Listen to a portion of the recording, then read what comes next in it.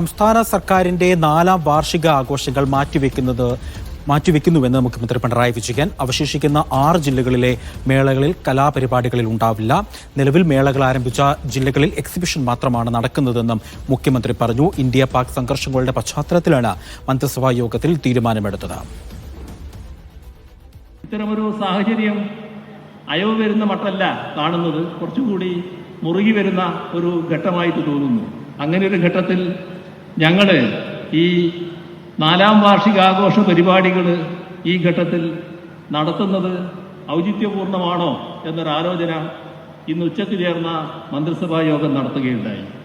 അപ്പം ഞങ്ങളതിൽ കണ്ടത് ഈ ഘട്ടത്തിൽ നമുക്ക് തുടരേണ്ടതില്ല എന്നാണ്.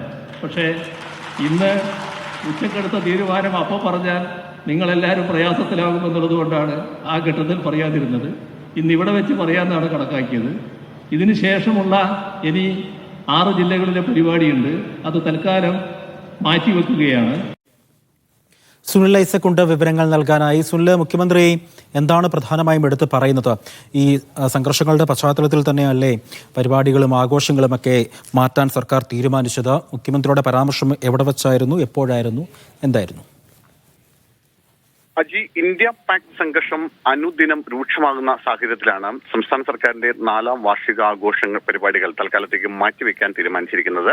ഇന്ന് ഉച്ചയ്ക്ക് ഓൺലൈനായി ചേർന്ന മന്ത്രിസഭാ യോഗത്തിലാണ് ഈ തീരുമാനമെടുത്തിരിക്കുന്നത്. കണ്ണൂരിൽ ഇന്ന് മന്ത്രിസഭയുടെ 4ാം വാർഷികവുമായി ബന്ധപ്പെട്ട് LDFന്റെ റാലി സംഘടിപ്പിച്ചിരുന്നു. ഈ റാലിക്ക് ശേഷം നടന്ന പൊതുസമ്മേളനത്തിലാണ് മുഖ്യമന്ത്രി ഇക്കാര്യം പറഞ്ഞത്. ഇന്ന് ഉച്ചയ്ക്കാണ് ഈ തീരുമാനമെടുത്തത്. പക്ഷേ എന്നാൽ കൂടിയും ഇന്ന് എല്ലാ സജ്ജീകരണങ്ങളും പൂർത്തിയാക്കിയ ശേഷം പരിപാടി കണ്ണൂരിലെ മാറ്റിവെക്കുന്നതിൽ ഒരു ഔചിത്യക്കുറവുണ്ട്. അതുകൊണ്ടാണ് ഇന്ന് ഉച്ചയ്ക്ക് അത് പറയാതിരുന്നത്. ആ പ്രഖ്യാപനം ഇവിടെ നടത്തുകയാണെന്നാണ് മുഖ്യമന്ത്രി പറഞ്ഞത്. അതായത് ഇനി 6 ജില്ലകളിൽ കൂടിയാണ് ഈ പരിപാടി നടക്കേണ്ടത്. ആ പരിപാടികൾക്കാണ് ഇപ്പോൾ തൽക്കാലത്തേക്ക് മാറ്റിവെച്ചിരിക്കുന്നത്. നിലവിൽ ഈ പരിപാടി നടക്കുന്ന സ്ഥലങ്ങളിൽ കലാപരിപാടികൾ ഒന്നും ഉണ്ടാവില്ല. ഒപ്പം നിലവിൽ മേളകൾ ആരംഭിച്ചിട്ടുള്ള ജില്ലകളിൽ എക്സിബിഷൻ മാത്രമായിരിക്കും നടക്കുക. എന്തായാലും തൽക്കാലത്തേക്ക് നിർത്തിവെക്കുകയാണ്. പിന്നീട് ഇത് ആരംഭിക്കണമോ എന്ന കാര്യത്തിൽ പിന്നീട് ചേരുന്ന മന്ത്രിസഭാ യോഗത്തിലായിരിക്കും തീരുമാനം.